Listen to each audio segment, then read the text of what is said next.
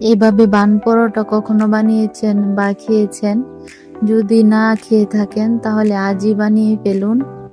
খেতে হয় দুর্দান্ত স্বাদের, বাচ্চা থেকে বড় সবাই পছন্দ করবে। আসসালামু আলাইকুম এভরিওয়ান, সবাই কেমন আছেন? আশা করি ভালো আছেন। আলহামদুলিল্লাহ, আমরা অনেক ভালো আছি। প্রতিদিনের মতো আবারও চলে আসলাম নতুন একটা রেসিপি নিয়ে। আজ আমি তৈরি করে দেখাবো বান পরোটা। খেতে হবে অসম্ভব মজার। তাহলে কথা না বাড়িয়ে চলুন মূল রেসিপিতে। তাহলে লাইক দিয়ে ভিডিওটা দেখতে থাকুন, স্কিপ না করে। প্রথমে আমি চুলায় একটা প্যান বসিয়ে দিয়ে দিলাম 1 কাপ পরিমাণ পানি। এখন দিয়ে দেব 2 টেবিল চামচ চিনি। চিনিটা আপনাদের পছন্দ মতো আপনারা দিয়ে নেবেন। আমার কাছে একটু মিষ্টিটা বেশি হলে ভালো লাগে, তাই আমি 2 টেবিল চামচ দিয়ে দিয়েছি চিনি। আর সামান্য পরিমাণের লবণটা আপনাদের স্বাদ অনুযায়ী দিবেন। এখন পানিটা আমি একটু গরম করে নেব। পানিটা আমি ফোটাবো না, শুধু কুসুম গরম করব আর চিনিটা গলিয়ে নেব। এখন আমার পানিটা রেডি, এক সাইডে রেখে দিলাম। আর একটা মিক্সিং বোল নিয়ে নিয়েছি, বলে আমি দিয়ে দিলাম 2 কাপ ময়দা। আর এখানে আমি আর কোনো কিছু ব্যবহার করব না। এখন এই পানিটা আমি দেখে নিচ্ছি, দেখুন একটা আঙ্গুল দিয়ে আমি সহ্য করতে পারছি, তার মানে আমার পানিটা একদম কুসুম গরম, এর থেকে বেশি গরম না। এখন আমি পানিটা দিয়ে একটা ডো মেখে নেব। আমি যেহেতু ময়দার পানিটা মেপে নিয়েছি, তাই এখানে আমার ময়দার পানি একদম পারফেক্ট হবে, পানিও ঠিকঠাক মতোই হবে। দেখুন আমি সম্পূর্ণ পানি দিয়ে তারপর ময়দাটা মেখে নিয়েছি। ময়দাটা অনেকটাই নরম হবে, শক্ত হবে না। এরকম নরম করেই মেখে নিতে হয়, না হলে পরোটাটা শক্ত হয়ে যাবে। এখন আমি দিয়ে দিচ্ছি তেল। অবশ্যই আপনারা তেল দিয়ে তারপর মেখে নেবেন। যখন দেখবেন হাতের মধ্যে লেগে লেগে আসছে, তখন তেলটা দিয়ে মেখে নিলে আর হাতের মধ্যে লেগে থাকবে না। দেখুন আমার পারফেক্টভাবে মাখা হয়ে গেছে। পরোটার ডোটা একদম নরম করে আমি মেখে নিয়েছি। এখন রেস্টে রেখে দেব 10 মিনিটের জন্য। ফিরে আসছি 10 মিনিট পর।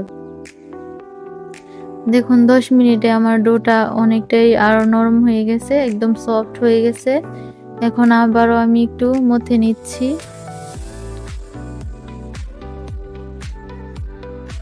এখন আমি এই ডো থেকে ছোট ছোট লেচি কেটে নিচ্ছি।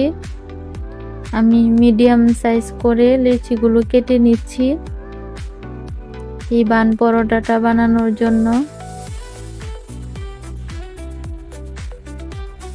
এখন আমার অর্ধেকটা ডো থেকে আমি লেচি কেটে নিয়েছি, আর বাকিটা রেখে দিচ্ছি। পরবর্তীতে আমি আবারও এই ডো দিয়ে পরোটা বানিয়ে নেব।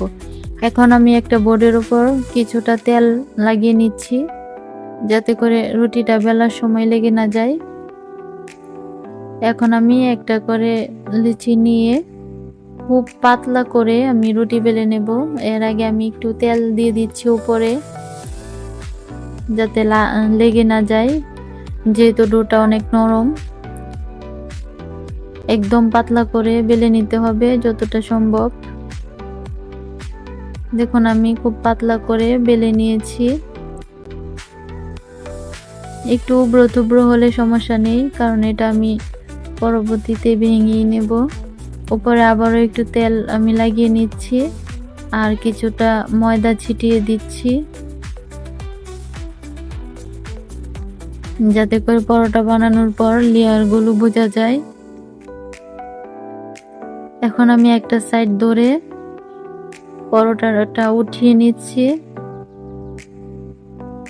এভাবে করে উঠিয়ে নিয়ে তারপর আমি পরোটার শেপ দিয়ে দিচ্ছি। দেখুন আমি কাজটা কিভাবে করছি, একদমই সহজ। আমার একটা পরোটা রেডি হয়ে গেছে। এখন আমি একটা থালাতে রেখে দিলাম। আমি আরেকটা পরোটা বানিয়ে নিচ্ছি।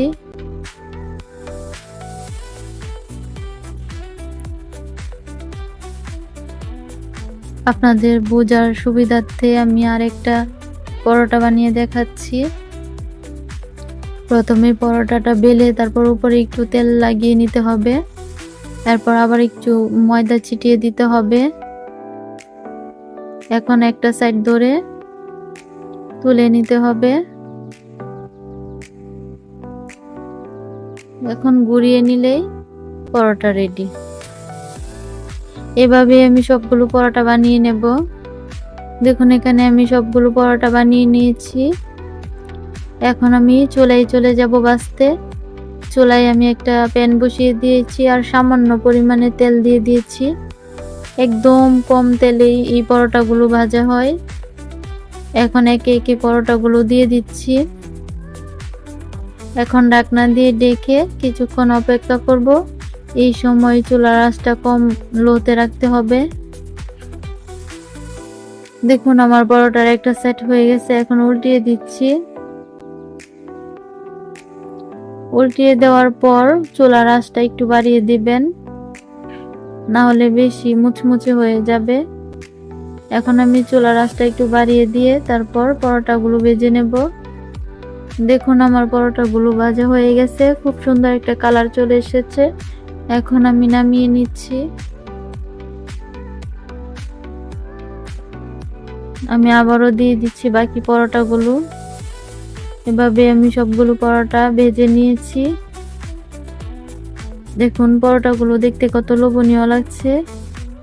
মাশাআল্লাহ, খেতে অনেক বেশি মজা ছিল। আপনারা বাসায় অবশ্যই ট্রাই করবেন, একদম সহজ রেসিপি। এখনো যারা আমার চ্যানেলটা সাবস্ক্রাইব করেননি প্লিজ সাবস্ক্রাইব করে দিবেন। আর যারা অলরেডি সাবস্ক্রাইব করে দিয়েছেন তাদেরকে অসংখ্য অসংখ্য ধন্যবাদ।